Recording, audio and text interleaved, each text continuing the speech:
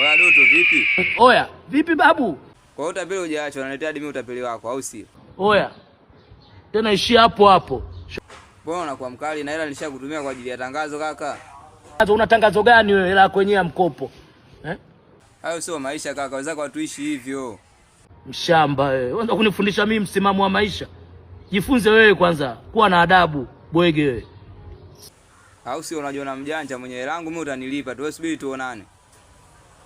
Utanifanya nini mimi wewe? Fanya mipango yako. Wewe waite wa shamba wenzio kwa dukani kwako kutangazia maisha yaende. Doto maneno atakuponza, unachokitafuta utakipata, shauri yako. Mimi sitaki lawama baadaye. Angalia maneno yao na kumwambia nani bwege wewe. Sawa? Tena ukome ngedere. Wewe